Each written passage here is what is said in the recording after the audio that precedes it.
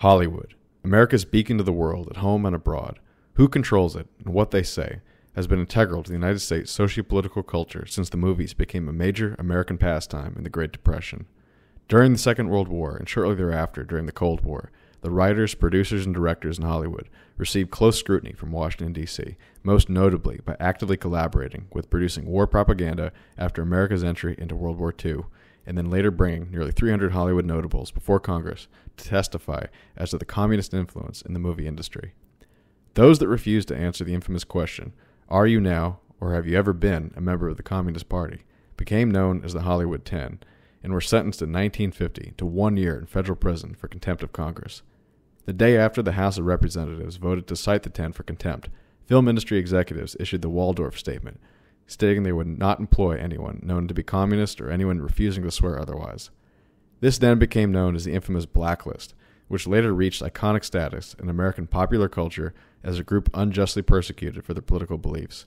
Yet the motives behind the blacklist are less clear, as were those of the 10, as the subsequent decades have revealed other forces at work beyond those most commonly cited.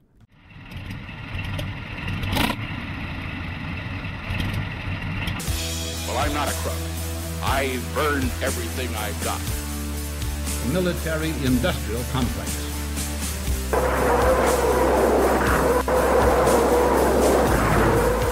A new world order. But we are here to destroy the control over the industry of other people.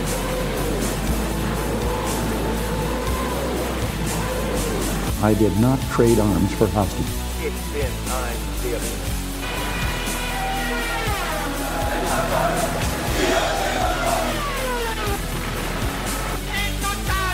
На полный разгром гнусных захватчиков. Myth20c podcast. Hello and welcome to the Myth of the 20th Century. Today we're going to be talking about Red Hollywood. This is a continuation of our series on communism in America. And today I'm joined by Nick Mason. Hey. Hans Lander. Hi there. And Hank Oslo. Hi. And one more thing, I just want to thank everybody who followed us so quickly on VidMe. They were kind enough to give us a verification on our account. So in the spirit of trying to have multiple platforms of communication in case one gets shut off by the internet censors, we have YouTube, Social Matter, of course, and now VidMe. So thank you guys. But Nick, this is your show, so why don't you tell us what you had in mind for discussion today? Well, I have one question for you boys. Are you now, or have you ever been, a member of the Communist Party? Well, you know, the nature of that question really inspires me to think about what the framers of the Constitution had in mind. And no. That's literally like how all these guys answered the question.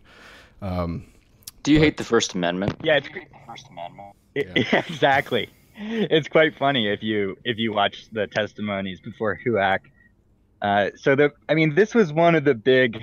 This is a big myth in American zeitgeist, which is the horrible persecution of communists in Hollywood.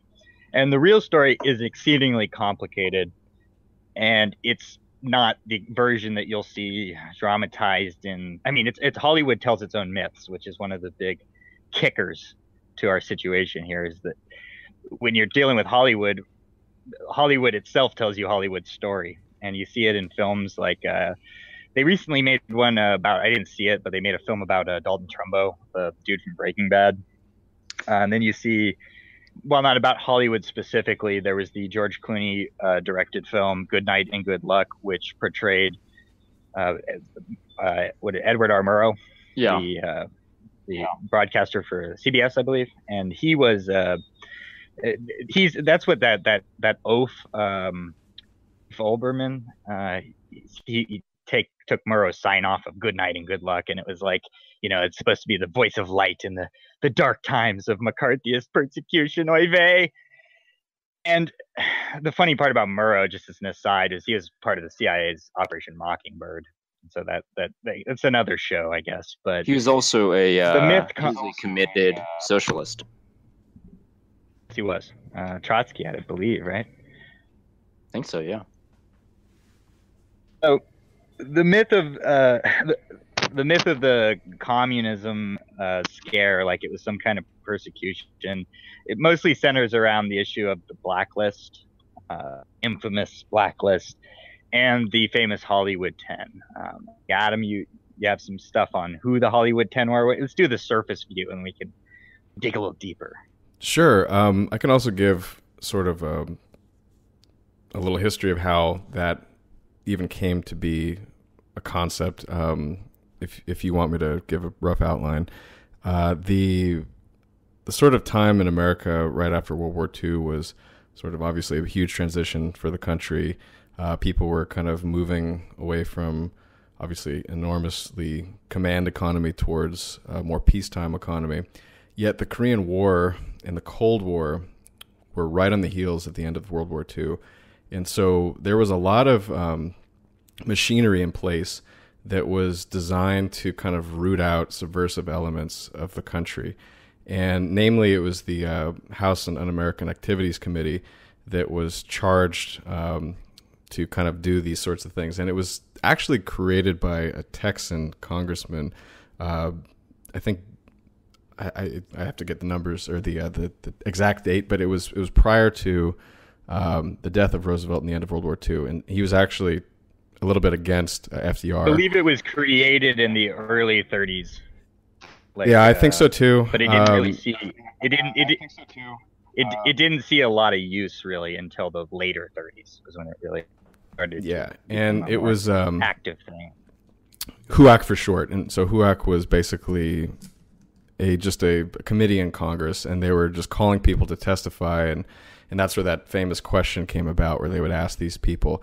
And the reason it was pointed at Hollywood, from my understanding, was that there was 1946-ish, there was a big strike, and a lot of the people that were in Hollywood at the time were like, well, we want to get a job, but like, the union won't let us, kind of thing. And they were pointing the finger at the communists. And so somebody contacted WWII and said, you guys need to come out here and investigate because these guys are agitating. And so that's how WWII got involved with Hollywood.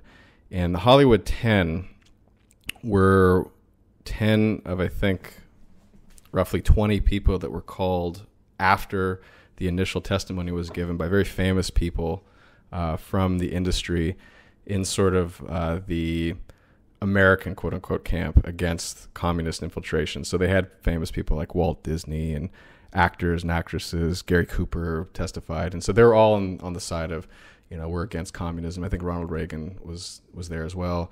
But then after that, and I think they asked people, you need to name some names, who are these communists?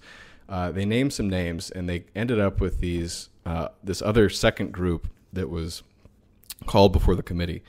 And 10 of them refused to answer that question. And so they were all cited with contempt. So Congress actually had to vote on this, and it was almost unanimous. They all voted in contempt against these guys because they just wouldn't answer the question, yes or no. And we can get into the reasoning behind that. But basically, they had to serve about a year in jail. And right after that, the blacklist was created by the studios. They met in Waldorf Astoria Hotel in New York, I think the day that they were cited with contempt. And they basically said, we will not employ anyone in our industry who is a communist or who won't answer the question if they're a communist. And so that's where the kind of quote-unquote blacklist was created. Now, the allegation is that there's literally like a list of people, and a lot of people deny that. It's sort of up for debate. But the fact is people did lose their jobs, and that's where the kind of concept of the blacklist came about. So I have two things. One, there are three committees that sort of preceded HUAC, right? So there was the Overman Committee, which was from 1918 to 1919, which was anti-Bolsheviks. We've talked about this. This is when there was a lot of anarchist and early Bolshevik activity in the United States right after the successful coup of the Russian Tsar. And a lot of this culminated, of course, with the Wall Street bombing and with the Palmer raids and things like that. Then the Fish Committee got started to look again into communists. That was in 1930. And then from 34 to 37, you had the McCormick-Dick-Stein Committee, which was actually two Democrats from the East that were, again, looking into communist activity, although I guess Dick-Stein might have been paid off at one point by the NKVD. Not really sure about that, but the HUAC gets really started with a guy named Martin Dies Jr. And he was a Texan. He was a Democrat, and he was sort of the early architect of a lot of investigations into these communist cells and communist youth movements and communist labor activities that had really ramped up towards the early days of World War II. And a lot of this was done to try and gain as much institutional support from the United States by the Soviet Union, because the Soviets were deathly aware, or acutely deathly aware, that if they didn't have the support of the United States, that a war against Hitler's Third Reich would end very badly for them. And I can name off the Hollywood 10 for everyone really quickly. So Alva Bessie, Biberman, Lester Cole, Edward Dimtrick, Ring Lardner Jr., John Howard Lawson, Albert Maltz, Samuel Ornitz, Robert Adrian Scott, and the most famous of these individuals, Dalton Trumbo. So these were the 10 Hollywood crypto communists who were deliberately trolling and looking for sympathy from the media by standing up to evil Joe McCarthy.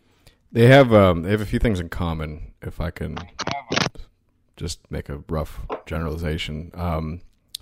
They obviously are all in Hollywood, but more to the point, they're not really actors. They're screenwriters, playwrights, things like that, directors, people behind the scenes. So they're kind of more instrumental in creating the overall messaging rather than just repeating lines like an actor would. They're also predominantly from New York, interestingly enough. And then I think 6 out of 10 of them were Jewish.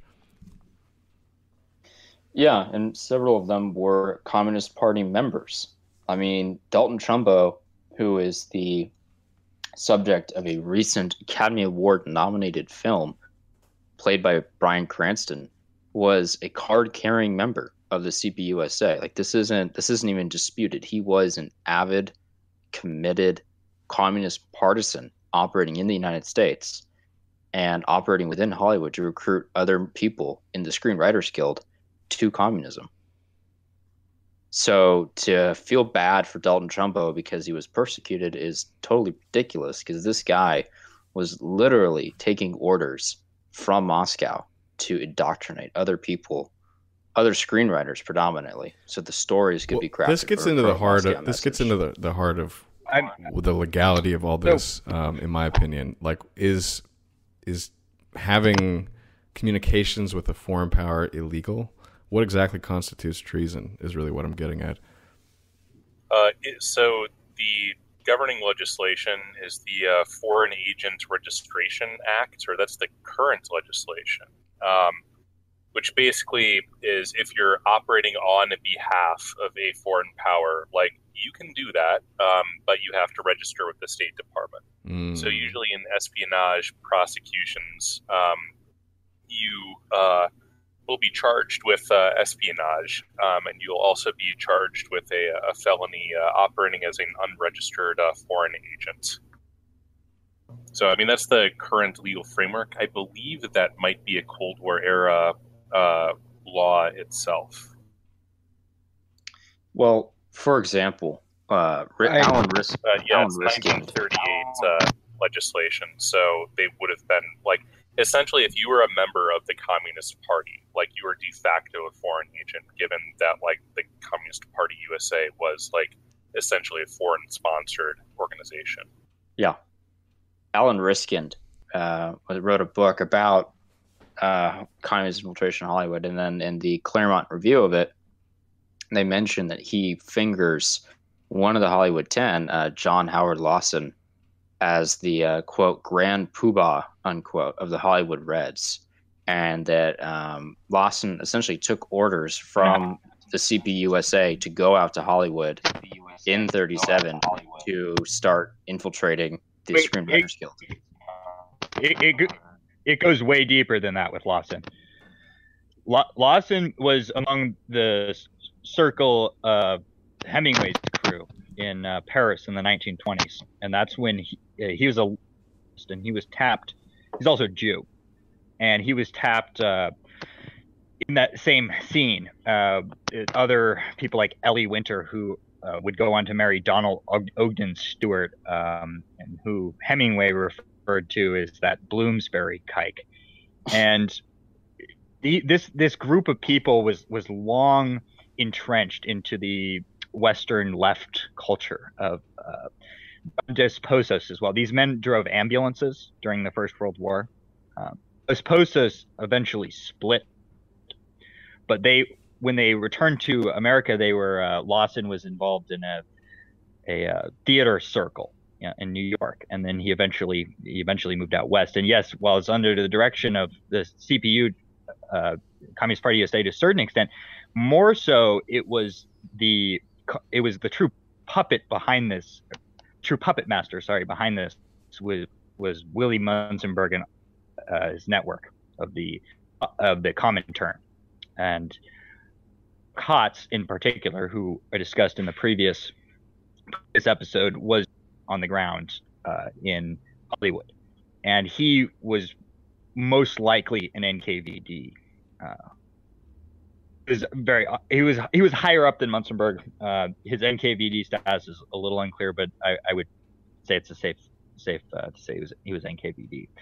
But he was a very interesting character, and as I also mentioned, he was eventually executed in Czechoslovakia for Zionism.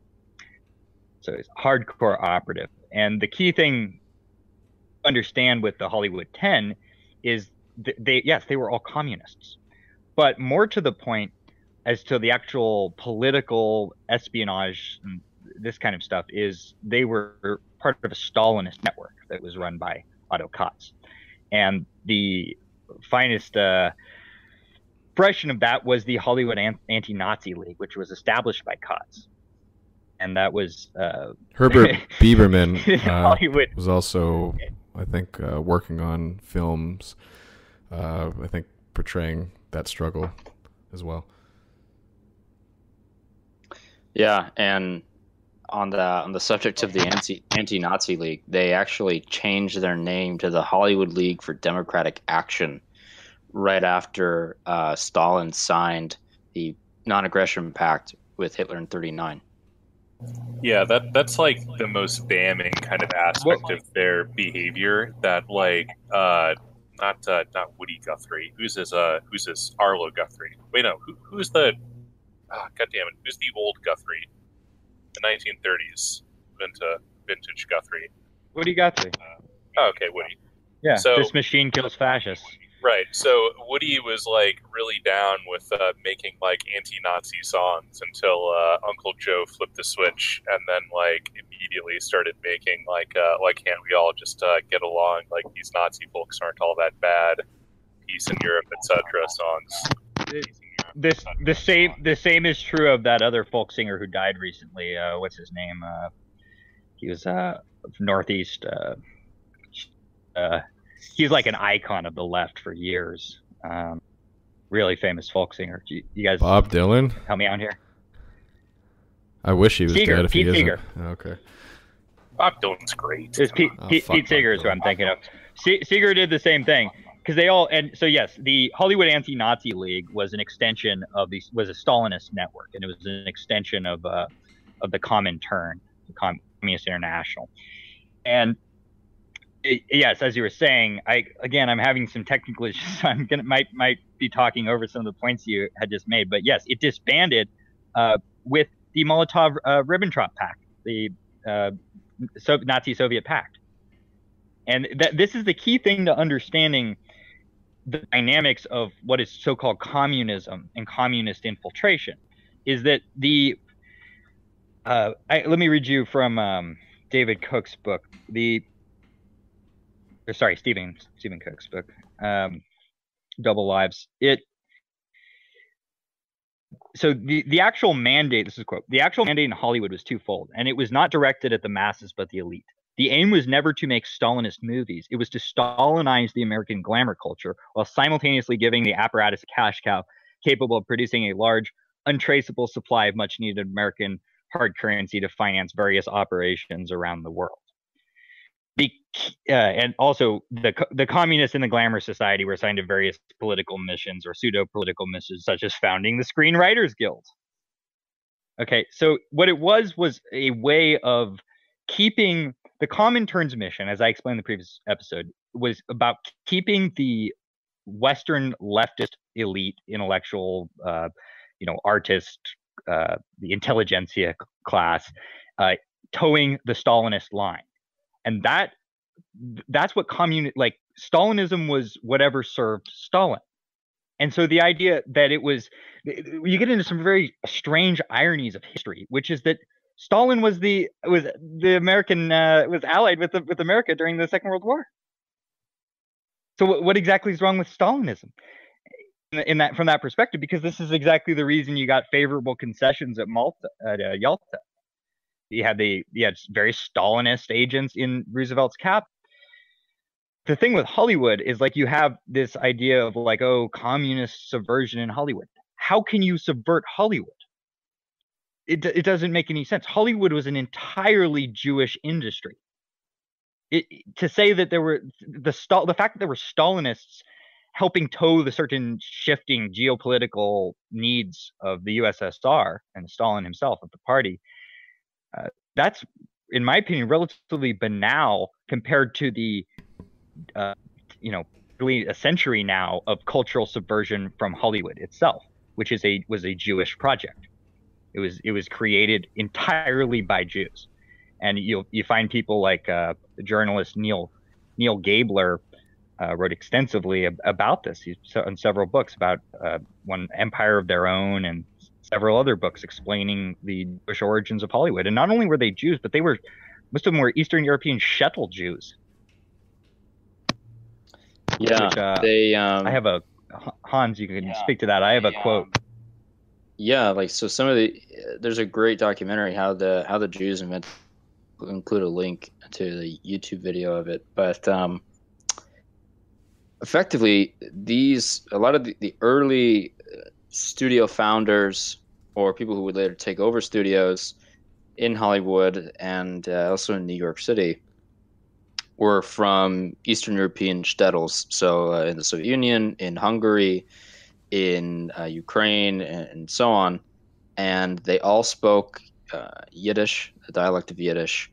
And the film or the documentary makes a point that at the time in these shtetls, things were getting very bad. And there were three options. You could either leave to go to the promised land in Zion. You could try and go to Palestine.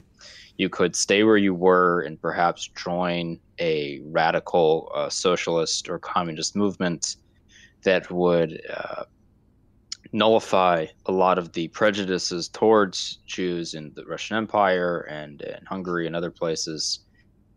Or you could leave for the United States.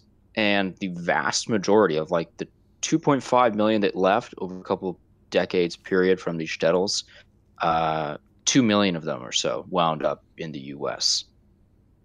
And the awareness of the sort of Russian quote-unquote origin of the Hollywood subversives was pretty clear during that preliminary hearing with kind of the Hollywood producers and owners of the studios and famous people coming. They would say, if these people don't want to be American, they need to go back to Russia. They literally were citing Russia. Yeah, and I think that it's very clear that some of the people who became major Comintern activists or operatives or joined the Politburo of the Soviet Union were directly related or were friends with some of the people who become studio heads or major producers because they literally grew up in the same shtetl around the same time as one another. What is a shtetl? I know it's like some kind of commune, Jewish commune or something like that. It's more of it's a ghetto, but they're rural ghettos. So the Pale Settlement was essentially a creation of virtually the Polish aristocracy, Polish-Lithuanian aristocracy, that was trying to contain all of these Sephardic and Ashkenazi Jews who had moved there after facing a lot of persecution in Western and Southern Europe. And they were eventually subsumed, for the most part, into the Russian Empire when Polish-Lithuanian Commonwealth was carved up. So the Prussians and the Austrian-Hungarian Empire inherited some, and so that's why you had some of them setting up shtetls in rural Hungary.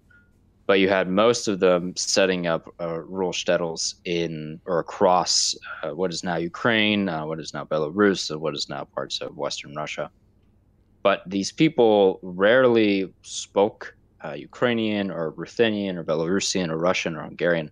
They overwhelmingly spoke Yiddish or dialects of Yiddish inside their villages. So what do they do? Just money lending? I mean, money lending, and this goes into basic E. Michael Jones stuff, but the shtetls were predominantly grain alcohol factories, very crudely so. And they essentially used a process of money lending and buying up grain futures and then acquiring the actual grain, producing grain alcohol, and then selling that back to rural Gentiles, rural farming Gentiles, particularly in Poland. And what happened was this practice was stopped by the Russian Tsar very quickly.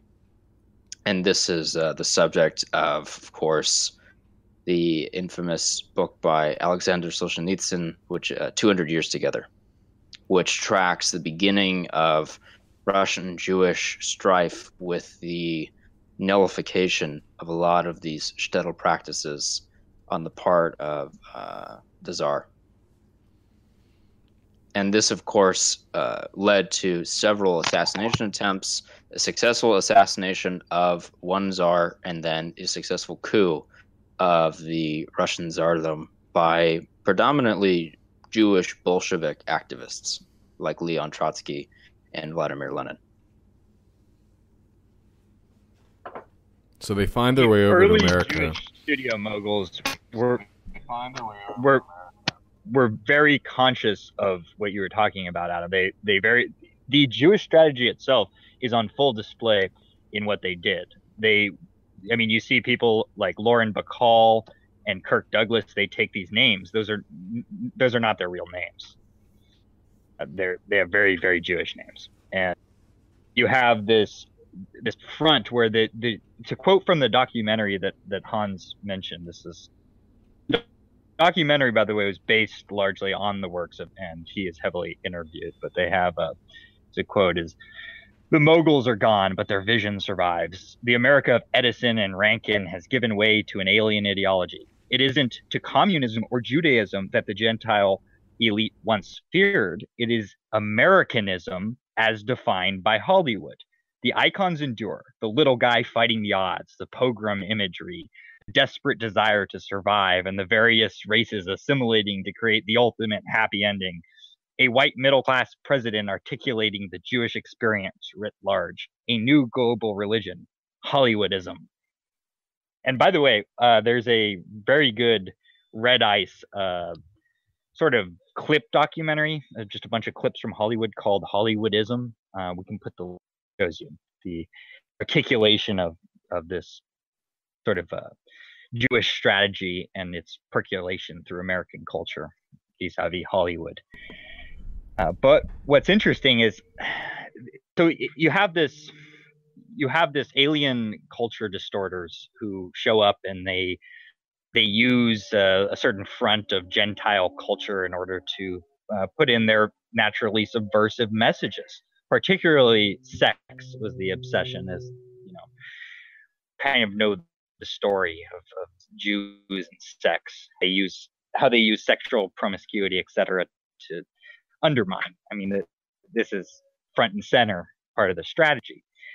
But yet you had all this fear of communism, like it's like a foreign political takeover. And as I mentioned, the networks, the actual Stalinist networks, had no such interest. They were just trying to make sure that Hollywood and the intelligentsia kept their leftism within the Stalinist trajectory, and helped to sort of promote the geopolitical aspirations of the Soviet Union. Stalinism and so all the Hollywood 10 were communists. Some of them were at Munzenberg's network, the Comintern's network. There are two kinds of Stalinists. There are the Stalinists who are the useful idiots, and then there are the real hardcore party men who know exactly what they're doing, and people like Lawson represent that. And so while there was there legitimately was a Stalinist network at work, and it was a network that was in other places of American society and politics. It was, in my opinion, it was far more banal and far less subversive than just the natural proclivity of Jewish Hollywood. And Hollywood was and is Jewish. Now, to say it's run by Jews, it's not quite the right way to put it. It is run by Jews, but Hollywood isn't a monolith in the sense that it's overwhelmingly Jewish, but it's you have there's all sorts of different fingers in the pie there when it comes to Nick, I talked to you before the show about John Wayne, and John Wayne was kind of my grandfather's image of what an American should be, kind of thing. Obviously famous for his cowboy movies, True Grit, things like that. And he was on the side of putting these communists, before the light. And he also was a defender of a Jewish man, Maury Riskin, who was also in the camp that we need to root out communism.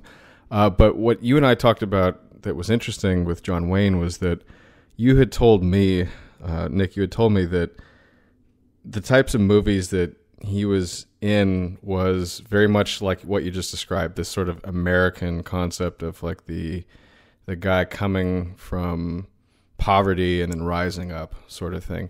And the way you put it was that that's sort of a Jewish narrative, which is interesting to me because I always looked at John Wayne as being, frontiersman American kind of thing. So maybe you can kind of expand on that.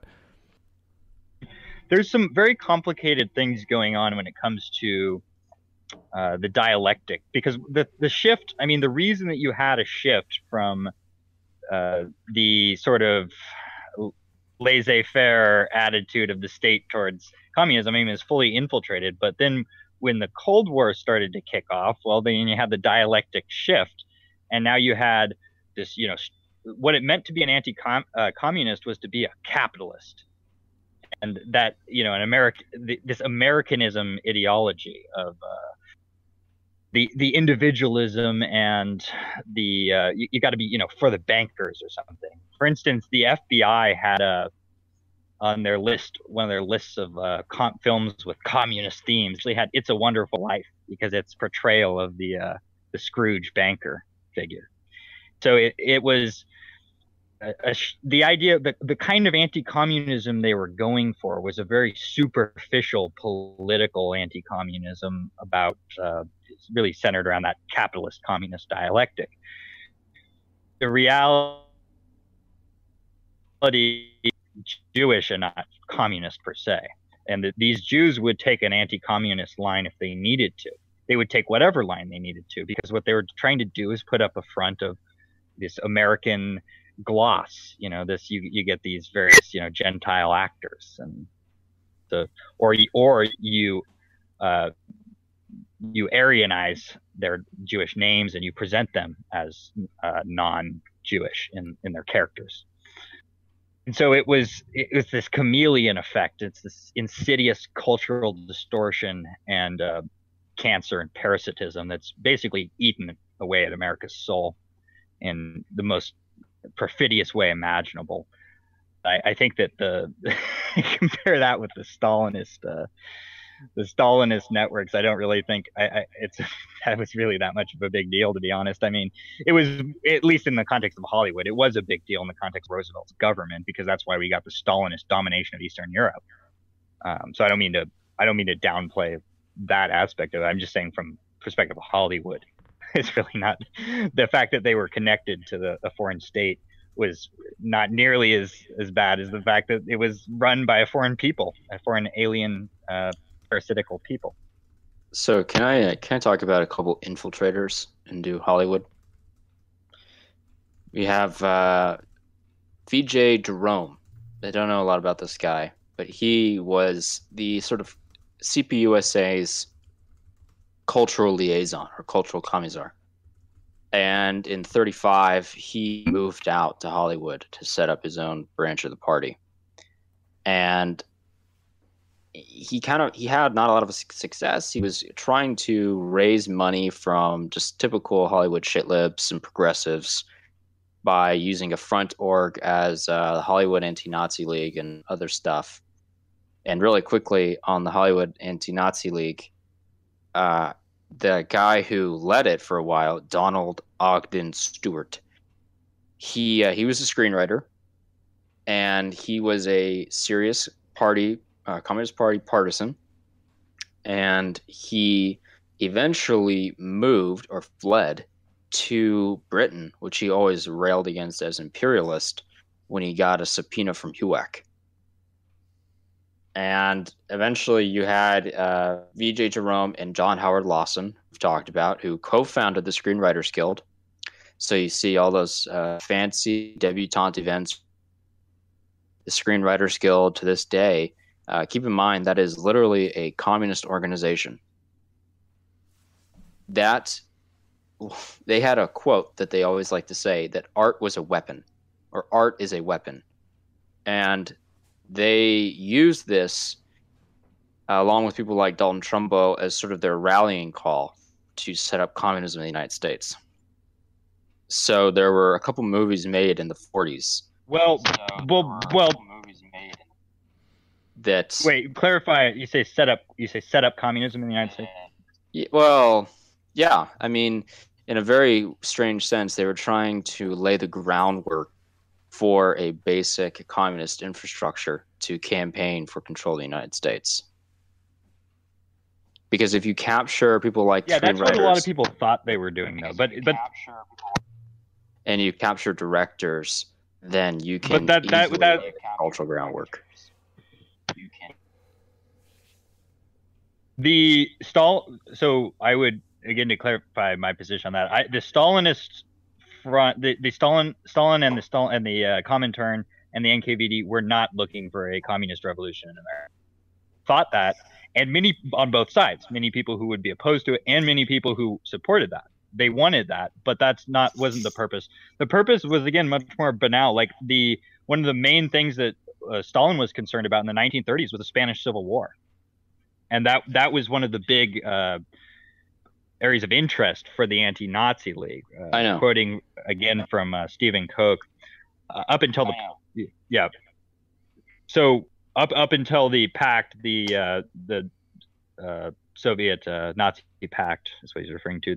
The purpose and the very name Hollywood Anti-Nazi League passed through numerous changes to meet Stalin's shifting propaganda needs. Spain soon became an essential part of the agenda, and it next assumed center stage, once again creating an anti-fascist cause, which conveniently for the two dictators exploited world concern about fascism without ever focusing on Hitler or seriously inconveniencing him in any way. Through most of the Hollywood innocents were genuinely moved by anti-Nazi sentiments, there is ample room to doubt the sincerity of even such leadership pawns as Stewart, that's Ogden Stewart, and Parker, that would be Dorothy Parker, Hellman, and Hammett. Certainly leading figures within the League, including Parker, Stewart, and Dashiell Hammett, were infinitely more committed to supporting Stalin than they were to resisting Hitler. The truth is that the real resistance to the Nazis was always a quite secondary concern for almost all of these people. With the pact, that motive vanished in toto. Yet, not one leading figure in the Hollywood network defected. Though, of course, the rank and file and its innocents pulled out numbers, Otto Kotz had chosen his front people well. And that's to your point, Hans. Wait, one more point on the movie front. Two films that were made before the U.S. got involved in the war that were anti-German, anti-national socialist.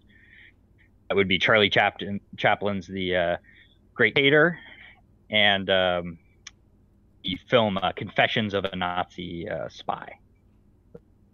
Those were the only two part of Koch's general thesis, that it was the purpose of these networks really wasn't even really truly an anti-fascist. It was more just pro-Stalin. Right. So there were a couple pro-Stalinist and pro-Russian films that were made in the 40s and late 30s, and also films that dealt with the subject of the Spanish Civil War. So 3 films: The North Star, written by Lillian Hellman; Song of Russia, written by Richard Collins; and Mission to Moscow, written by Howard Koch, who we've talked about a couple times now. Howard Koch was also the man behind Casablanca, in a lot of ways. Right. And Casablanca dealt with themes regarding, pro-Stalinist, pro-communist themes regarding the Spanish Civil War. And Mission to Moscow in 1943, essentially tried to whitewash all of Stalin's show trials in the 1930s.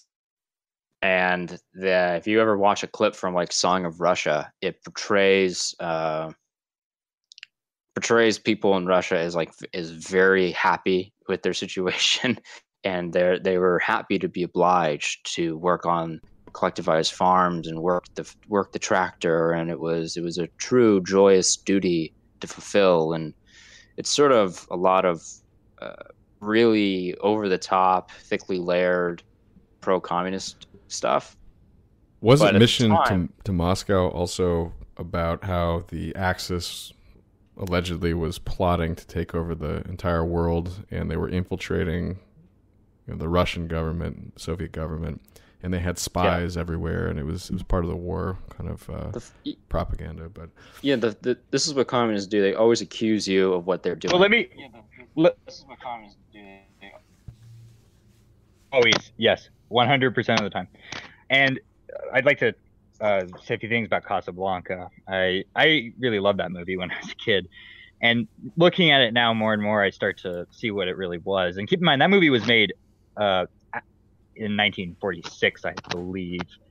And it was the writers of that, the Epstein twins, were brought up, their names were given to HUAC by none other than Jack Warner, interestingly enough. And the character in Casablanca, the Victor Laszlo character, is basically Otto Katz. It's unclear if it was consciously based on him, but there's some debate over that. But I would say it's a pretty solid image of Otto Katz. And there's a lot going on. And Lauren Bacall is Jewish and a real name. But here's what Epstein had to say about Casablanca. There wasn't one moment of reality in Casablanca. We weren't making art, we were making a living. Movies in those days were prevented from reality. Every leading man had to be a great sexual athlete. Every boy and girl had to meet cute, and the girl had to dislike the hero when they met. If a woman committed adultery, she had to die. Now the woman who commits adultery is your heroine, Goyam. Basically, you have it all. You have Casablanca in terms of the geopolitical propaganda and the Jewish cultural subversion. There was one more thing that I was reminded of when Hans brought up E. Michael Jones. He also talks a lot about the control board or something to that effect. I don't remember the name, but it's basically like a Hollywood standards board for morality. And I think there was a famous scene in The Aviator where Leonardo DiCaprio portraying Howard Hughes goes before this board about how much side boob can I show on like whatever movie he was making. But basically, this was set up, I think, with a lot of Catholic influence, and it was gradually eroded and gotten rid of by, I suppose, the Jews in Hollywood who were more in favor of the type of morality that you just described, Nick. Yeah, so the Catholics, like people like Father Coughlin and others, pushed very hard for Catholic dominance, or at least Catholic influence in the Film Ratings Board and other sort of light, privately run third-party cultural barriers to unrepentant and unfiltered pro-communist rhetoric. And this, of course, collapsed by the early 60s, essentially, is what Jones' contention is. And by the 70s, you actually had several major film studio collapses, and you had a lot of independent filmmakers that were making films with a lot of leftist themes or movies that would go on to be used by leftists. And this sort of reconstituted within the film industry, because by this point, the Film Ratings Board and others had been totally co-opted, and you had a resurgence of leftist ideology from these independent filmmaker types back into the studios, because the studios were desperate for decent talent. And this is sort of the product of what we see now, is that the film studios we have now have undergone several ideological tumults, where the original founders eventually were silent on anti-Nazism because they, I think, thought they were clever by avoiding too much anti-Nazism in their film, because they were all Jewish and they didn't want to have Third Reich's claims vindicated in the public by overproducing content. And you actually, the same documentary you talked about earlier has, I think, one of our former secretaries of state going to talk to these studio heads and saying, right before the war broke out, like, please don't make any anti-Nazi propaganda. Like, we're trying to avoid hostilities, and we're trying to avoid the American public sympathizing with the Third Reich too much. By the end of the war, though, with stuff regarding the Holocaust camps and things like that, they then pushed these studio heads, many of them were still around, to now make anti-Nazi films, anti-fascist propaganda, Holocaust stuff, and they refused to, because they were still trying to be clever. Their experiences in the shtetls had taught them that it's better to pull back and to act and not be seen. Now, their children and their children's children and their co-ethnics who run Hollywood now, I would say, do not have that same level of cleverness, and I think have also grown arrogant. So that's why you have a Holocaust movie every year. I absolutely agree. Here I have a quote from none other than, this is from Yuri Slezkin's Jewish Century. All right. The post-war Soviet officials probably realized that the attack on Jewish cosmopolitanism was, in some sense, an attack on communist internationalism, yet they had no choice but to make the subject taboo, because the newly ethnicized Soviet state continued to derive its legitimacy from the Great October Socialist Revolution. And likewise, Senator Joseph McCarthy and the members of the House Un-American Activities Committee knew perfectly well that many communists, hostile witnesses, and Soviet spies were Jews, but chose not to transform this fact into a political issue, because they thought of both America and its Soviet nemesis as purely ideological constructs. That, I think, right there is one of the keys to the 20th century, is that this struggle was over ideology between communism and capitalism, something the CIA encouraged heavily, and there was a mutual benefit as well for the Soviet Union. When you see it in ideological constructs, you miss the racial and cultural element of the subversion that can take any form, because if it's just ideology, well, the the culture distorters, they can claim, oh well, we're anti-communist now, Graham. Yeah. So I have some stuff on that from the Discover the Networks page regarding Hollywood and the blacklist.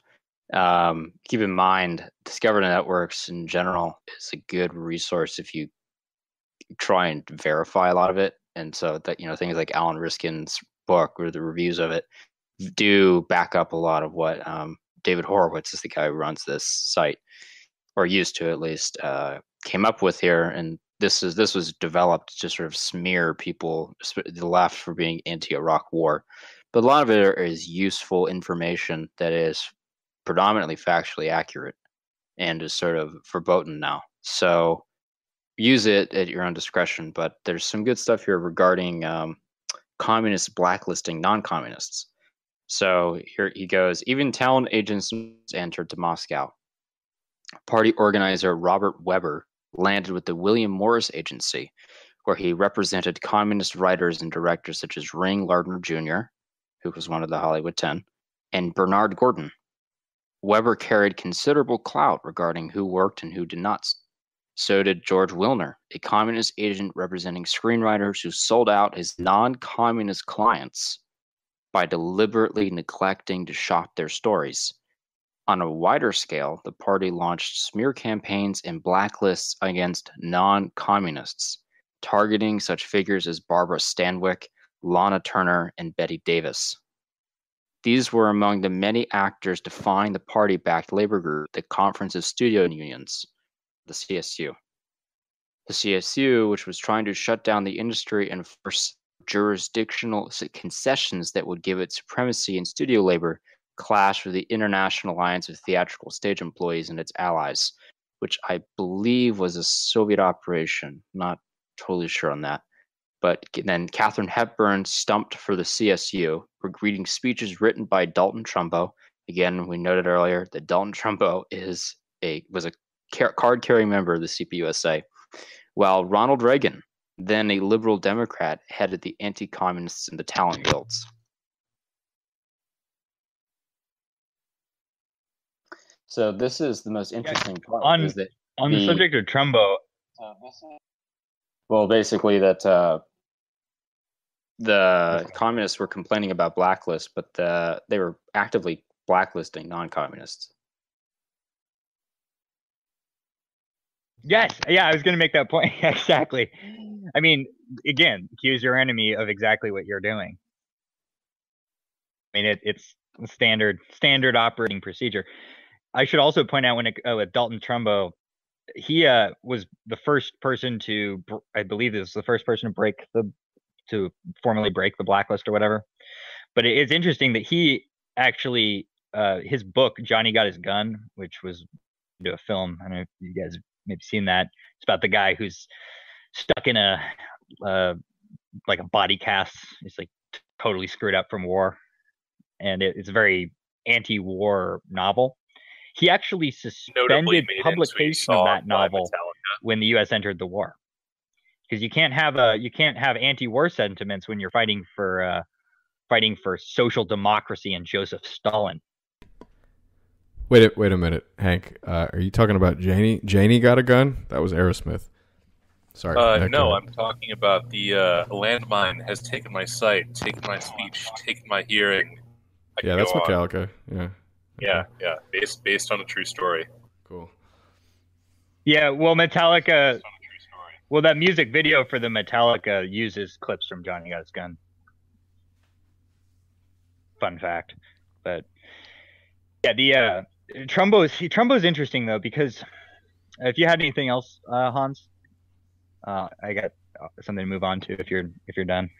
Go ahead if you do. Something regarding Mr. Smith Goes to Washington, which is ostensibly a pro-American film, but it's a film that's sort of it's about getting those Boy Scouts free lunches or something stupid like that. Yeah, it's a film with little diatribes about the importance of my freedom, my democracy, my rights.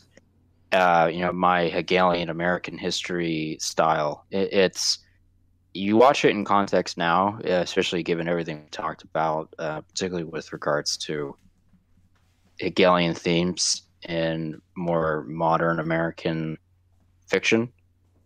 And you kind of come to the conclusion that they are purposely trying to craft a narrative or a portrait of America that is much more in line with what was going on in the Soviet Union, and they were trying to craft them as sister nations.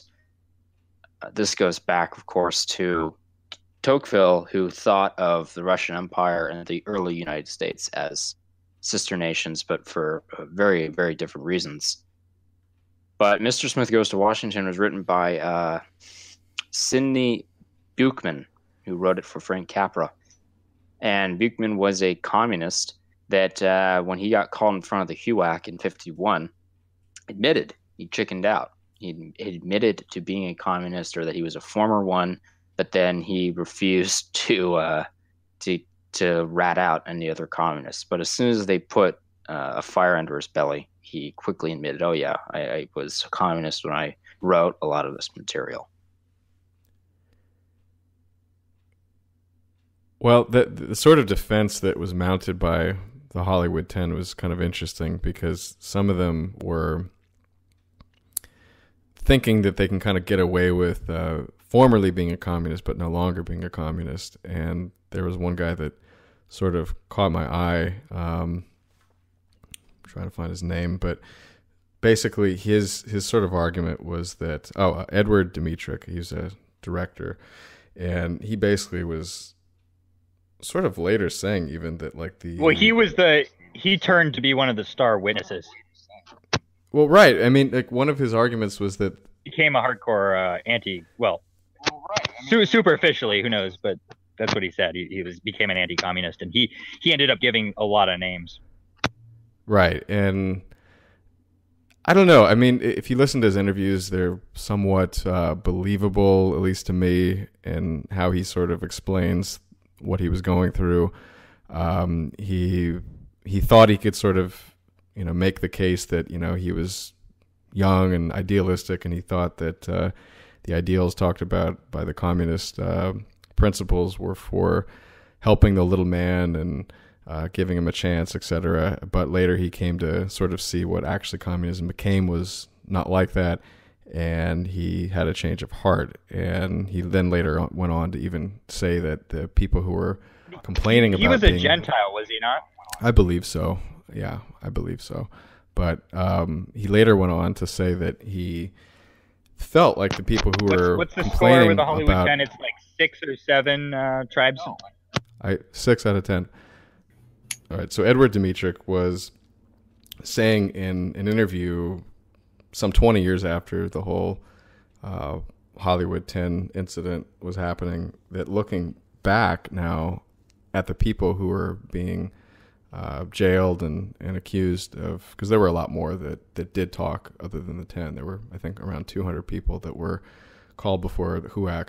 And looking back at them in the 70s, he said that essentially those people have taken over Hollywood, and now they're actually doing what he would call a reverse blacklist against people who don't believe in things they believe in. So he really did kind of do a full 180, at least on the surface. It's kind of interesting.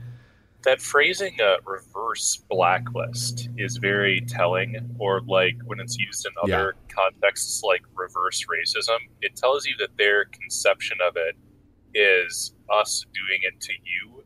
Mm-hmm. Not like, the dimension along which that happens. So, like, when it does happen, like, in the other direction, it is, like, metaphysically reversed, because, like, now we are the targets rather than the perpetrators. Yeah, he described them as the liberals, so that's the other group. Who, the liberals? The liberals are doing a reverse blacklist, in his sort of way of putting it. The liberals, huh? That's how he put it. Weird characterization. But is he a Gentile? Pretty sure. Yeah, I was guessing where he's from. I'm assuming sort of southeastern Europe, something like that. Dmytryk. If I recall correctly, I think he's from Hungary, and I think he grew up in a very poor family. I think he was a Gentile, but I'm not. I think he is. No, just the way he talks. I'm sorry. I'll just be blunt. Like the way he behaves. Like you take Dalton Trumbo, for example, hyper Jew, like the way he behaves. Just it's a personality thing. I mean, you can kind of pick up on it if you've been around enough people. You can sort of see the pattern, in my opinion. Yeah, The count on the blacklist Goyim to Jew ratio is like what? Six out of 10. The members were Jewish and 4 were Gentiles. Is that correct? Yes. All right. So you were saying earlier, Adam, it's that they had some things in common. Well, all 10 of them were communists, right? So they have that in common. A good number, the majority, were Jewish. They have that in common as well. But they have something very different in common. I don't think I've seen many people, if anyone else, talk about, other than there's an interesting writer, researcher named Tom Secker. Has a website called Spy Culture. And he's a leftist, but of a non-Marxist variety. And he'd probably be very upset with me, or at least irritated. He definitely wouldn't want me quoting his work for our purposes. But I'm going to do it anyways because he does great work.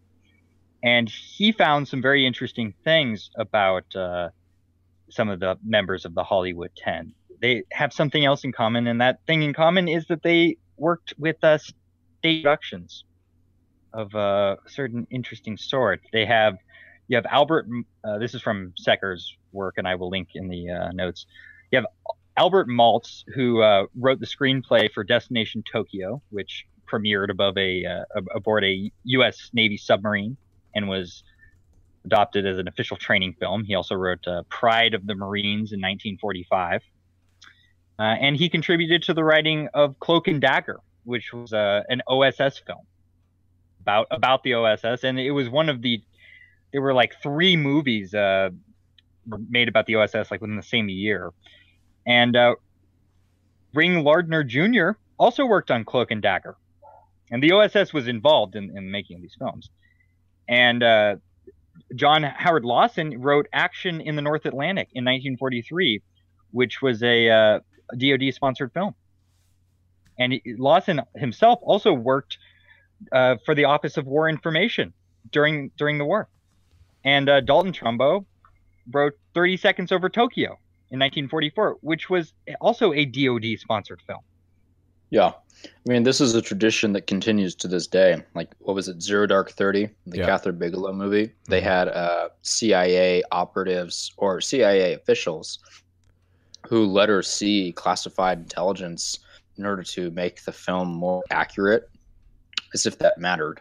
But they were perfectly willing to collaborate with Hollywood and show them things that the American public can't necessarily see. Now, I'm going to sort of cross-examine you, Nick, a little bit on this. How unusual is it for these screenwriters to be involved in war propaganda, given that they were just getting out of a period where the whole country was essentially engaged in total war? I mean, essentially, the proof to me would be that they were sort of statistically more likely to be involved in that than not. And perhaps that even is not that suspicious, given that they're sort of maybe talented at political propaganda, and so that's what they were doing, and so they happen to be politically minded on another wavelength.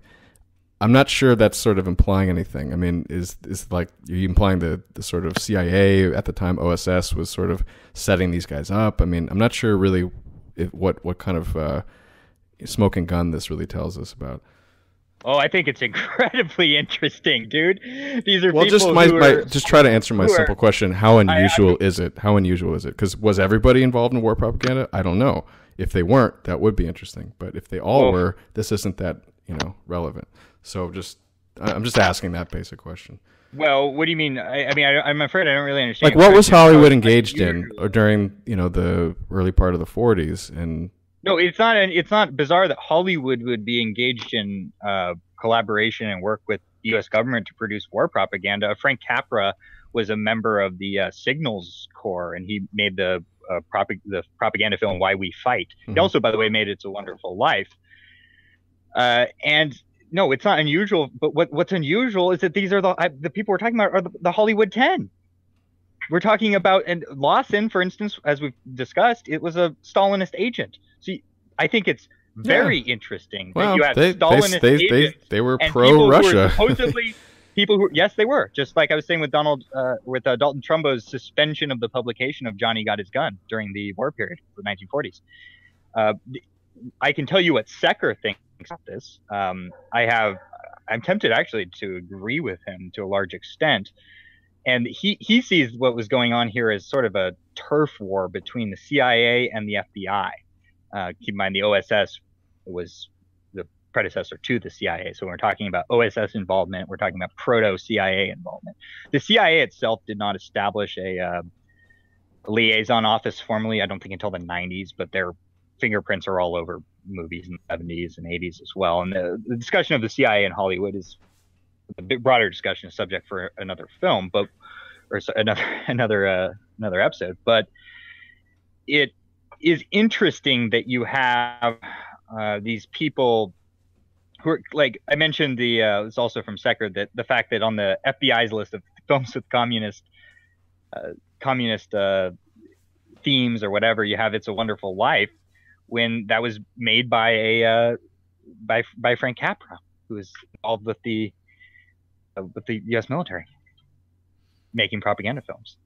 So I think it's very interesting that these people they're supposedly big enemies of persecuted by the system, but they're working hand in glove with the highest levels of the system. Yeah, but again, it's like, look, obviously the Second World War was a story of double crossings. I mean, it's just like, the Germany allied with Russia, then they attack them, and now like United States is all pro-Soviet, but now we're enemies after the war. I mean, it's all over the place. And so this sort of political stratagem, geopolitic crap, I mean, it affected a lot of people in ways that they had no control over. And these people, in my estimation, happen to be communist sympathizers. It happened to be convenient at the time in America to be pro-Stalin during the war, and then afterwards it wasn't. And so that's why the hammer dropped on them. I don't see any real big, conspiracy here. It's just kind of the political wind shifted and they were caught blowing the wrong way. Well, I don't know if it's yes, so Hollywood is used for various propaganda purposes at various times. It's not necessarily a conspiracy. I just think it's incredibly interesting that these persecuted Hollywood 10 were involved with the OSS.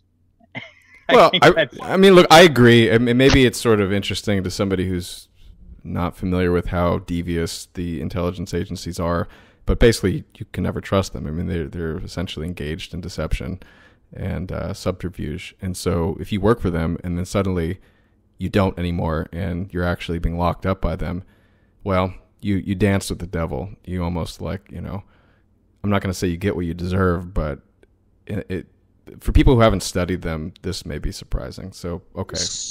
So I have there's a great Medium article that came out earlier this summer by Insurge Intelligence. Documents expose how Hollywood promotes war on behalf of the Pentagon, CIA, and NSA. And the byline is U.S. military intelligence agencies have influenced over 1,800 movies and TV shows over the previous decades.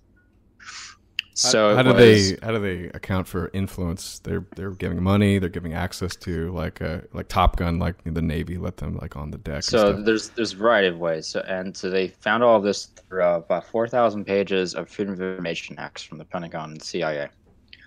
And the U.S. government worked behind the scenes on over 800 major movies and more than 1,000 TV titles. Basically, they would work on stuff like rewrites or drafts of James Bond movies, the Transformers franchise, the Marvel and DC cinematic universes. What are the geopolitics of Transformers? There's a lot of geopolitics in Transformers, namely that the United States is there to save the world from Captain America. Yeah. There's also there was heavy bargaining. That's why, like, inexplicably, like the People's Liberation Army ends up stepping up in Act 3 to save the world during one of those films. Battleship. Was it Battleship? No. This has happened in multiple, because like you're only allowed to market your movie or show your movie at all in China. There's a limited quota. I think it's like a dozen or so major blockbusters are allowed to be screened. So they demand essentially script approval. So you need to portray the Chinese government in a favorable light. You need to cast some Chinese actors, ideally. There's often a slightly different edit with toned down sexuality implied for the Chinese market. They're very good at exerting concessions from these popcorn blockbuster movies.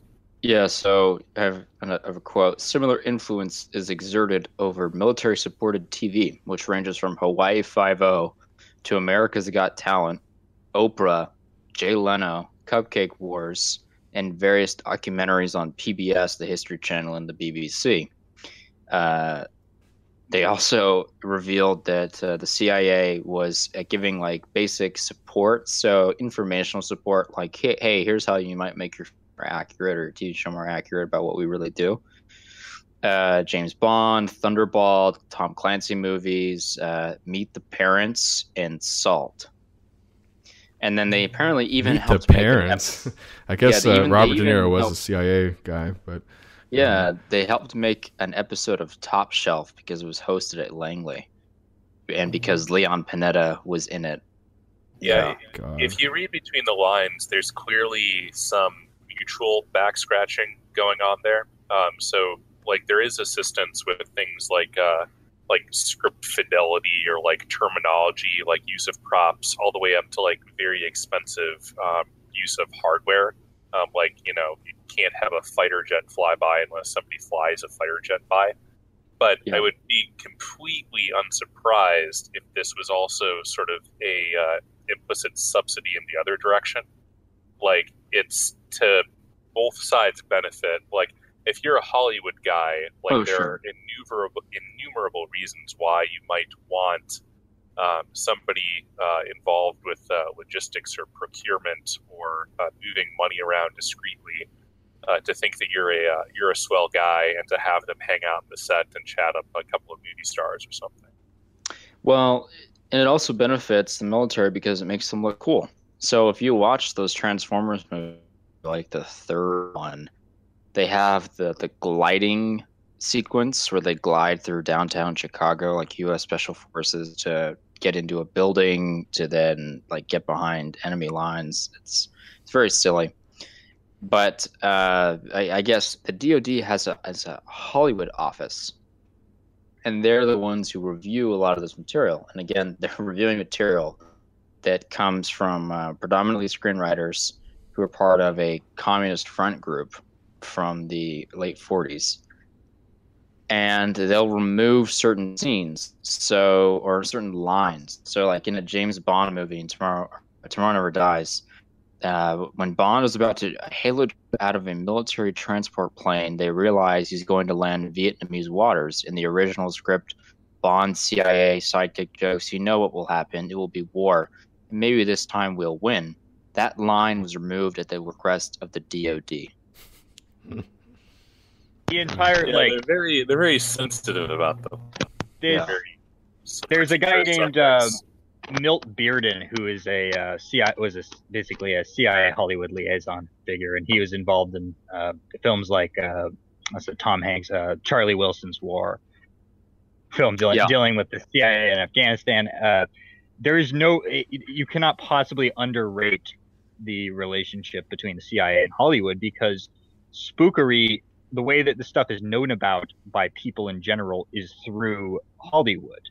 And just like Hollywood tells its own story through the dream machine, and just like the Jews who dominate it tell their own story about the Shoah and World War II, well, so too does the CIA. And there was a book in the 70s called The Cult of Intelligence that was dealing with it was written by a CIA guy who was talking about the influence that things like James Bond had on spooks themselves. It was sort of a feedback loop. Yeah, where it was In-Q-Tel, which is the CIA's venture capital front group for the tech industry. The Q in In-Q-Tel is a direct reference to the main tech guy and gadgets guy behind James Bond, just known only as Q or Agent Q. James Bond is absolutely full of all kinds of weird messaging. There's a writer named Jay Dyer who I would recommend. He has Jay's Analysis is his website, and he's gone through a lot of the Bond films. Moonraker is got a lot of weird stuff going on there. Diamonds Are Forever. I mean, you can go down the line. It's kind of a subject for another show, but the reason I think is incredibly interesting is you see the beginnings of this involvement, and Secker suggests that maybe this was a struggle between the FBI and the CIA over control of Hollywood. Yeah, which I think a very plausible thesis. The hammer coming down on these CIA affiliated, or proto CIA OSS affiliated Jewish communists was part of a turf war between two agencies. Yeah, I think there's possibly something to that. J. Edgar Hoover was part of the HUAC proceedings. He was testifying at one point, or at least giving a speech regarding what was going on at the time, and he was very firmly anti-communist from everything I can tell. And there may have also been a suspicion on his part that there was some malfeasance at the CIA. So it wasn't just suspicion. Like Project Venona, we talked about this in the FBI episode. Project Venona gave Hoover pretty much every scrap of intelligence he needed to vindicate his claims, at least internally in the FBI, that the CIA was compromised, that academia was being compromised by the parlor pinkos, and that Hollywood was compromised. And this is where people like what's his name, the senator from Wisconsin, McCarthy. Sorry, I don't know why I totally blanked on that. This is where he was getting a lot of his early tips, and then they would go eventually. McCarthy wasn't really totally a part of the HUAC, but he was associated with it.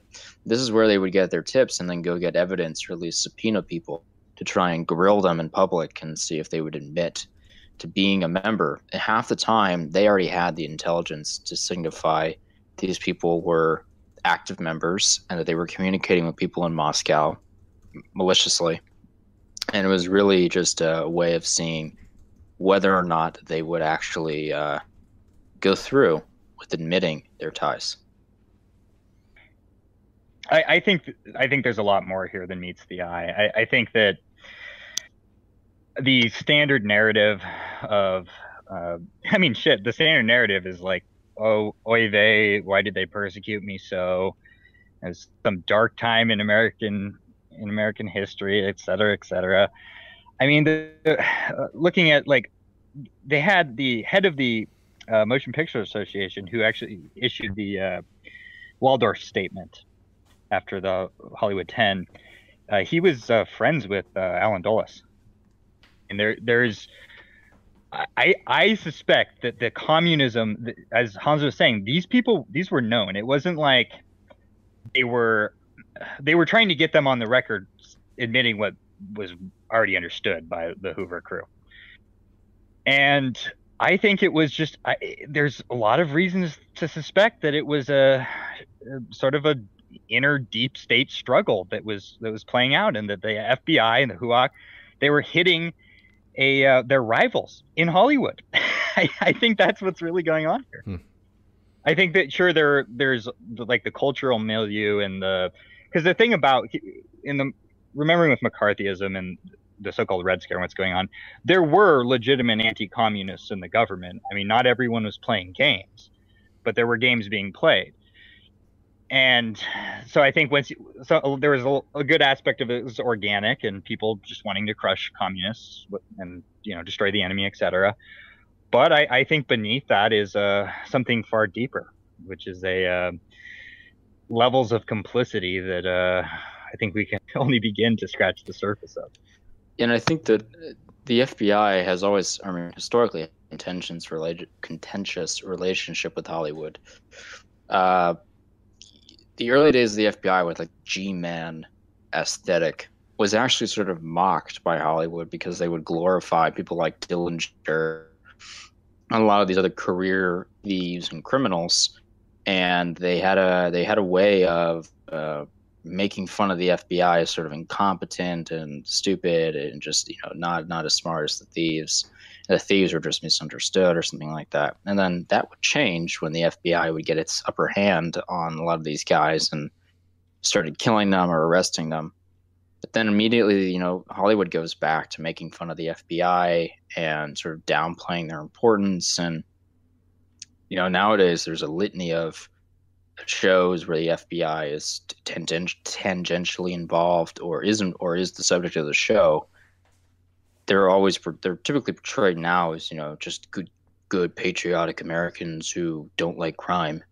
But every now and then they're portrayed as dumb, or they're portrayed as lacking in certain skills, or they're portrayed. Where have you as seen that portrayal recently? So a good example would be the Coen Brothers film Burn After Reading, where that's mostly about the CIA. That's not the CIA. I know, but there's constant references throughout the film making fun of the FBI, like, oh, why would we trust those idiots, or why did they go to those idiots? But you could also read that as just making fun of the CIA, like them just. I think Hans is really onto something here. I think that's a very, very astute point, and sure. I also just wanted to briefly mention that, since Hans brought up the Coen Brothers, I wanted to mention the movie Hail Caesar. Have you guys seen this? No. Yeah. So in that movie, it's about George Clooney's character is kidnapped by a communist ring, right? And when it's revealed that it's just a bunch of Jews, including Herbert Marcuse. Who is? Sorry. Herbert Marcuse showing up in the Coen Brothers movie was one of the tastiest things I've ever seen. Who is that? Yeah, Sorry. it was unreal. He was a. Well, Nick, you got the story here. I mean, Herbert Marcuse was one of the fathers of cultural Marxism. Yeah, Jeez. One of the leading members of the Frankfurt School. Yeah, I actually had something to say about that. But go ahead, Nick, with your movie. Well, the Coen Brothers, Greg Johnson of all people had a very interesting review of their film Miller's Crossing, which is arguably one of the most anti-Semitic films ever produced by Hollywood. And the Coen Brothers are a very interesting case because they, being Jewish and being very well respected as filmmakers, and rightfully so, they are actually brilliant filmmakers. Yeah, they're very good. They are able to get away with a lot of things that a Gentile would never be able to get away with. And speaking of which, someone like Jodie Foster wanted to make a film about Leni Riefenstahl, the great, one of the most brilliant pioneers in film. That'll never happen.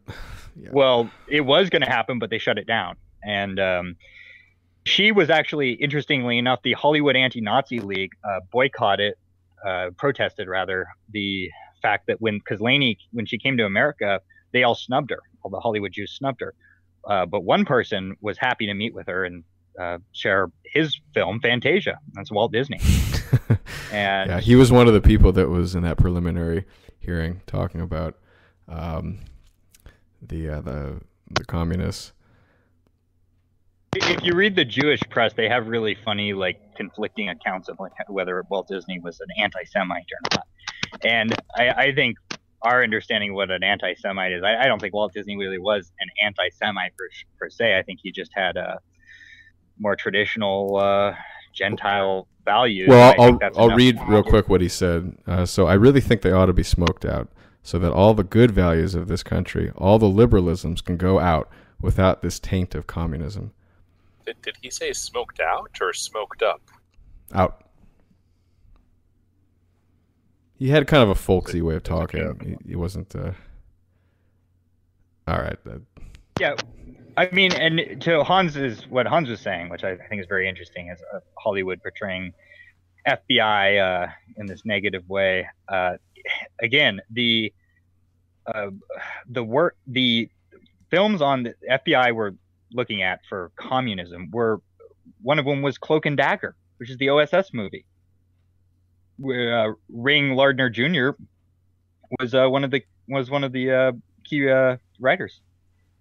Yeah, but even films like Silence of the Lambs are not very flattering for the FBI. And I think that part of this syndrome that Hollywood has towards the FBI is they like to paint them as action heroes and also sort of one-man shows. Typically, there's always a star agent who just can't get along with his fellow agents or his superiors. And this is a common theme that criticizing the hierarchy of the FBI and sort of the slow investigative process as like, damn it, if only we could just go after the guy and get him. Why do we have to wait for the tests? But isn't that kind of a universal theme of America in some ways? It's like, bureaucracy is getting you down. You're the individual. Go change it yourself kind of thing. You can do it. Yeah, but it's stupid to promote that inside of a government organization that has a lot of ability to just kill you, which is what they're doing.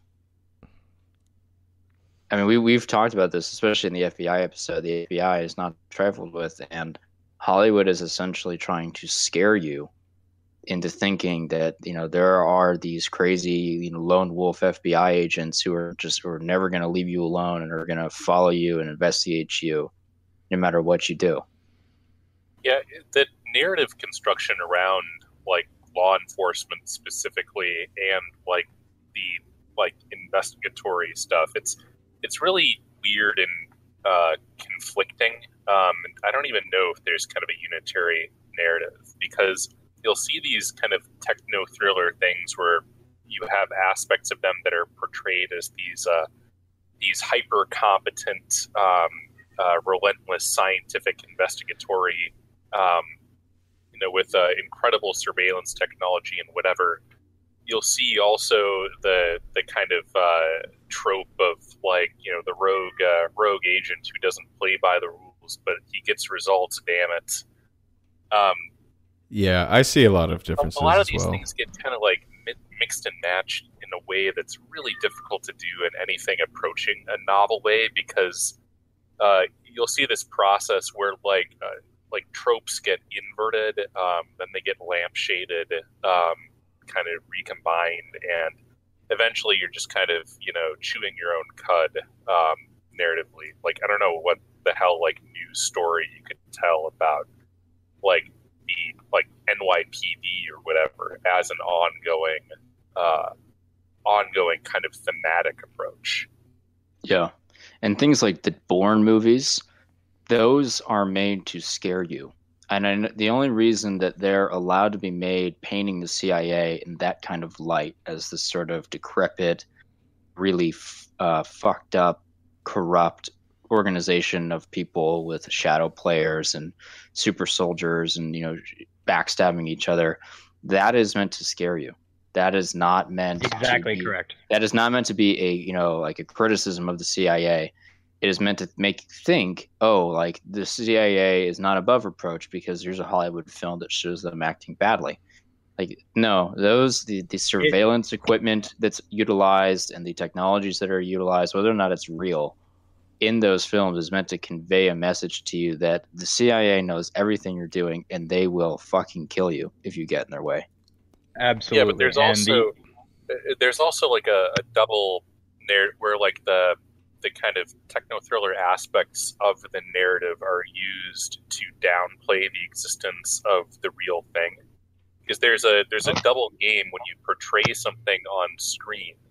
You're both like kind of laying out a narrative that your brain accepts as like somehow metaphysically reasonable because you're seeing it, but you also have knowledge that it's a fiction. So it's very easy to kind of consciously point at it and be like, well, reality is not a Jason Bourne. Yes, exactly. And you see this in really weird ways. Like the one scene of like any of those movies that sticks out to me at all, I think it's in the second or third one, is when you have a couple of CIA types show up at the like psychologist's house or whatever, the female lead, and they get very close to successfully suiciding her. And it's like, yeah, I mean, there's like a weird thing that goes on with like the portrayal of an act as like the implicit discrediting of the act because it's portrayed in a fictional way, but it's like LOL but also dead serious. Yeah, there's a massive amount of mind games. I mean, the NSA was first the public consciousness in the film Enemy of the State with Will Smith and Gene Hackman. And you see a lot of, it's not a coincidence that in the 1970s during the church hearings, that's when you saw a lot of the darkest spy thrillers, like 3 Days of the Condor and Parallax View and those kind of things, where it was a sort of a limited hangout. A lot of this is just kind of like, this is kind of the reason why you'll see this pattern a lot, where what looks like the same movie comes out in like 3 different versions at the same time, like A Bug's Life and the other like insect-based one. You had like The Magician and Ants. The Illusionist. Yeah, like you'll have kind of a thing or like the germ of an idea or like a current event, and it kind of gets filtered into the zeitgeist of like, there's probably like a couple hundred successful film script writers. So it's like, you know, kind of a very small and incestuous social circle. So like you'll have something like the church committee hearings or Watergate happen, and it gets kind of dispersed through this lens where like people are all looking at it in kind of a similar way, and they're all kind of coming up with their own take on it. But then their work kind of mutually informs each other's, and like you have remakes and like, you know, knockoffs and all. In the case of Watergate, you had Bob Woodward was himself naval intelligence, and the story goes allegedly that Robert Redford asked Bob Woodward to write the book so that it could be made into a movie. Yeah, that's believable. Very interesting. And Robert Redford has made a film a couple of years back glorifying the Weather Underground. With I think Susan Sarandon and Shia LaBeouf and others. Yep. It's, I mean, I would frame like my takeaway from Hollywood of that period and the so-called communist subversion or whatever, of all the people trying to subvert Hollywood, the Stalinists were both the least successful and the least subversive. That's not to say that some of these same people, I mean, the Stalinists, there's overlap here of a very complicated and insidious nature, because people like Lawson, Jewish Stalinist was, you know, these are all part of the Stalinist Front Group, the Hollywood Anti-Nazi League. He goes on to work with the OSS and DOD in order to make these films. And so you have, at our point now, we've a very long time of the U.S. government and the deep state apparatus and all this stuff influencing the narratives and the myth in Hollywood, and that's one form of subversion. And then you also have just the natural subversion of the Jewish strategy of dominates Hollywood, sexual perversion, breaking down societal mores, etc. I mean, basically everything that people were saying at the time was all true. And the actual like foreign communist infiltration was hardly. How do you infiltrate something that is inherently subversive in any meaningful way? I mean, it's like the subversion wasn't coming from outside. The subversion was Hollywood itself. And it's, many people with different agendas with power are able to come in and use that to promote their own little narratives and games. It's kind of like worrying that your tumor is going to catch cancer. Yeah, it's basically right. Which does actually happen, but, That's exactly right, man. I mean, look, like here we have Hollywood. Like they claim that it was, it was the dark period, and they're right. It was the one time where they were subject to a little bit of heat. The motives for that heat, I would cast some aspersion on, but that was kind of their nadir. And since then, they've emerged completely triumphant. Hollywood and Hollywoodism has become a very permanent and pervasive force, and we're exporting it to the rest of the world as well. I don't think that Hollywood was subverted by foreign communists. I think Hollywood was subversion by foreign. Yeah, and in the 50s, they invited none other than Nikita Khrushchev himself, the head of 20th Century Fox, invited him to a gala, and you had people like Dean Martin and Marilyn Monroe show up to, along with their agents and their spouses and others, to show up and clank glasses and clap their hands for the head of the Soviet Union.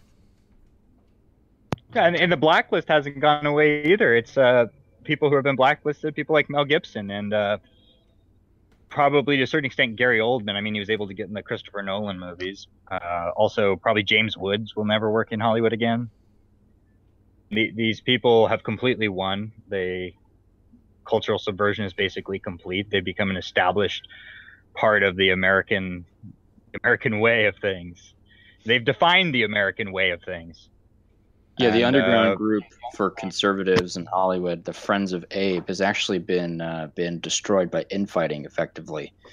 And the word on the street is that this was a split over the Trump phenomena, and that there were a lot of anti-Trump so-called conservatives in this Friends of Abe movement that tore it apart at the slightest sign of actual challenge to the prevailing system.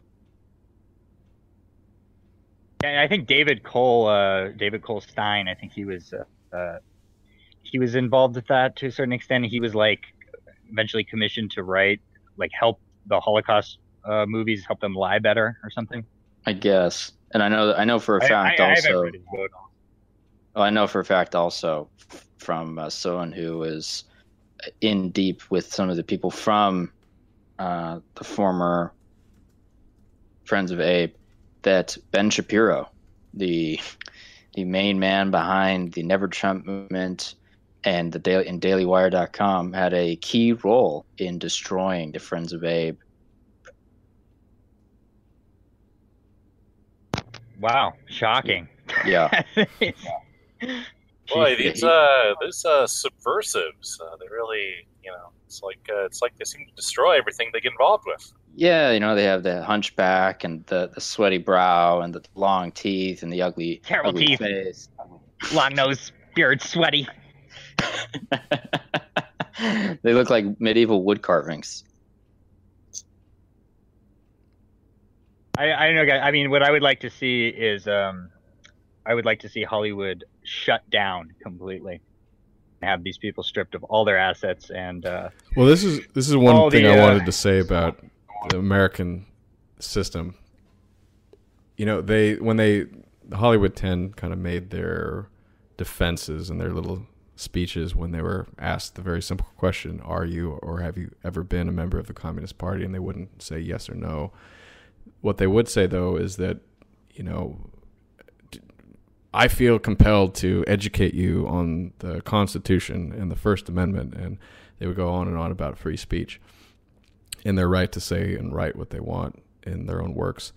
And to be honest with you, from a legal standpoint, I think they're right in that they do have a right to say what they want. Now, to Hank's sort of pointing out earlier that they may not have the legal right to be in membership or in league with a foreign influence, that's maybe a different offense. But the fact that they were just saying things that were disagreeable to the public, to me, is not illegal. And to me, it goes back to our previous show where we were basically just talking about censorship and how people are shutting people down for disagreeing, not for saying anything illegal, but just basically just like they don't have the same opinion what would fix that? as them. If Hollywood was simply declared a foreign power, which it is. Well, maybe, but this kind of gets to my sort of point, is that the American system is very vulnerable to subversion because it champions the rights of the individual to free associate or at least in theory, and talk about what they want and communicate in a way that may be very critical of the power structure in America. And they're not doing anything that legally can get them in trouble, technically. And there are so many ways to sort of avoid prosecution under this protection in theory. Now, in practice, we've seen examples where that doesn't happen. And that is sort of what gets to what America is maybe actually all about. It is just another great empire and a great power that has people who are willing to do what it takes to keep their own power.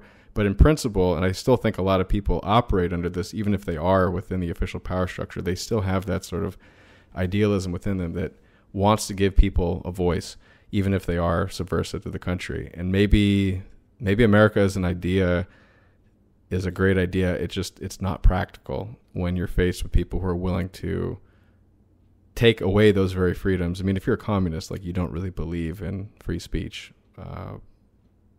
Technically, maybe you do, but I mean, in practice, you don't. I mean, look at how Stalin ran his empire and how China runs its empire now. You don't believe in those principles. So if you're operating in this system that allows you those freedoms, but you're actively working against those principles, there's something wrong with the system, is sort of my argument. It's vulnerable, basically. That's what I'm saying. So we have to change the system if we want to not have these vulnerabilities. Yeah, I mean, I'll just close on, if Walt Disney could see what those Jews did to his creation, he would spin in his grave. Have more order, please.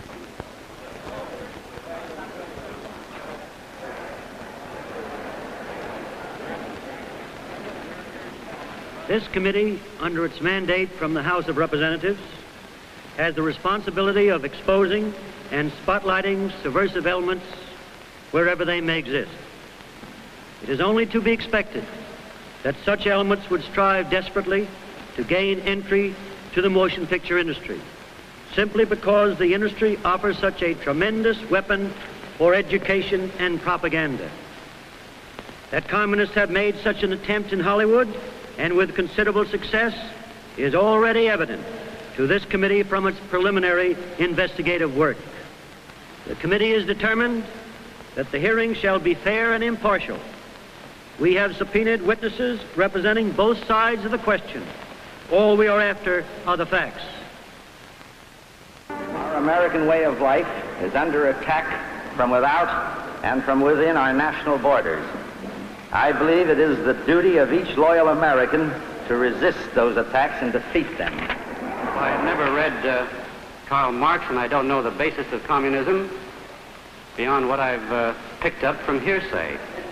What I've heard, I don't like it, because it isn't on the level. What is your opinion regarding communism? Mr. Chairman,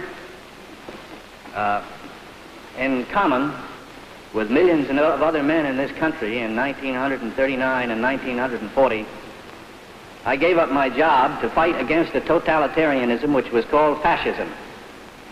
I am quite willing to give it up again to fight against a totalitarianism called communism.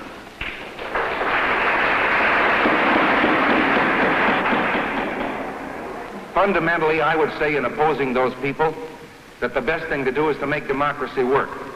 In the Screen Actors Guild, we make it work by ensuring every one of a vote and by keeping our members informed.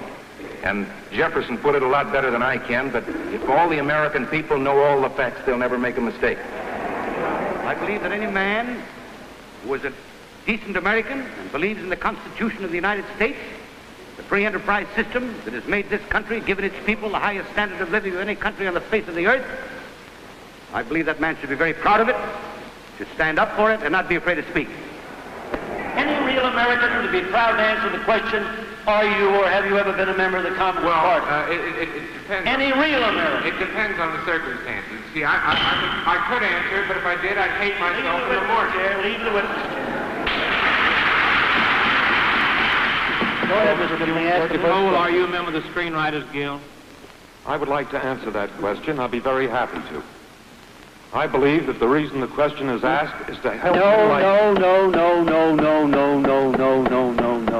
I hear you, Mr. Yeah, you hear me.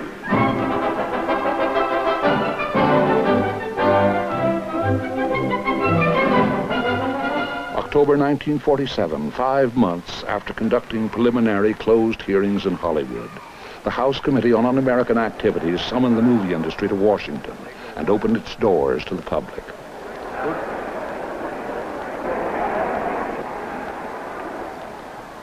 For the next 10 years, the House Committee would take Americans behind the scenes of their entertainment establishment to alert them to the dangers of a communist menace. Communism in reality is not a political party. It is a way of life, an evil and malignant way of life. It reveals a condition akin to disease that spreads like an epidemic. And like an epidemic, a quarantine is necessary to keep it from infecting this nation. The communists are red fascists. Anti-free enterprise, anti-capitalistic.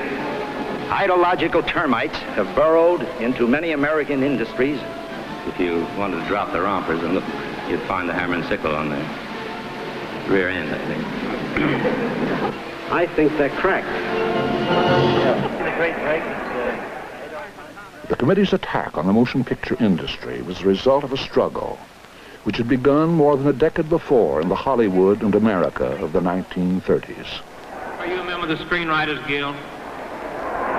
Mr. Stribling, the rights of American labor to inviolably secret membership lists have been won in this country by a great cost of blood and at great cost in terms of hunger.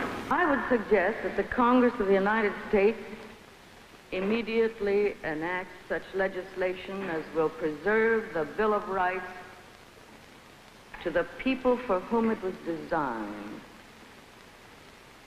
That precious bill was never intended to protect enemy agents, saboteurs, and spies, whether they're American or alien-born. We didn't get the Bill of Rights in order to protect prislings. And I think if we're going to spend $12 billion, or whatever it is, to contain the communists in Greece, that we ought to spend at least a couple of bucks over here and do something about that. What good is it doing it over there and not getting rid of it here? They use the techniques of character assassination, and if they ever get control of the screen or of the country, it won't be just the characters they'll assassinate. Well, I feel that they really ought to be smoked out and shown up for what they are, so that all the good free causes in this country, all the liberalisms that really are American, can go out without this taint of communism. Had it not been for the communist activities in the motion picture studio unions, there would have been no strikes. And the violence, as I said, there's an official report here which said that much of the violence was from the direct result of communist infiltration. Well, from your own opinion, would you say that the violence on the picket lines was due to the communists on the picket lines? Much of it, yes. Next question, Mr. Stripling. Mr. Bieberman, are you a member of the Screenwriters Guild, or have you ever been a member of the Screenwriters Guild? Now, Mr. Stripling, I would like to reply to this very quietly, Mr. Chairman also. If I will not be interrupted, I will attempt to give you a full answer to this question. It has become very clear to me that the real purpose of this investigation... That is not... of the motion picture industry. Ask him the next question. Ask him the next question. Mr. Bieberman. Ask him the next question. Mr. Bieberman. Go ahead, ask him. Mr. Bieberman. Are you a member of the Communist Party, or have you ever been a member?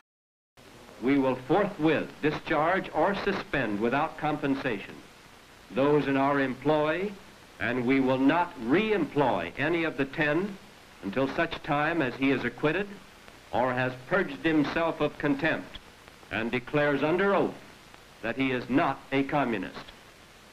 We will not knowingly employ a communist or a member of any party or group which advocates the overthrow of the government of the United States by force or by any illegal or unconstitutional methods. We request Congress to enact legislation to assist American industry to rid itself of subversive, disloyal elements. Nothing subversive or un-American has appeared on the screen. It was a confused time, but I don't think there's any blame that can be assessed against anyone. Look, first of all, the American people, they came out of a war in which the Soviet Union was our ally. Came out to what we thought was a time of peace.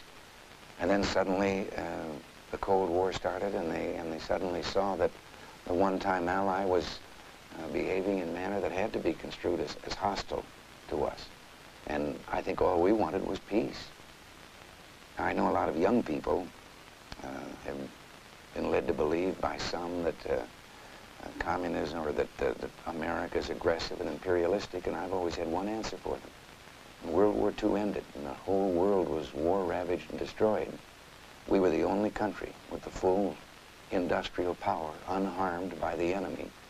We had the greatest military organization the world had ever seen, and we had the bomb, and no one else had it. Now, if we were imperialistic and aggressive, why didn't we take over the world? You tell me, this has been your first film for how long? What, 7 years, 8 years, 7 or 8 years to star in, to be in front of the camera. I chose to sort of walk away about 8 years ago because I felt I was getting a bit stale.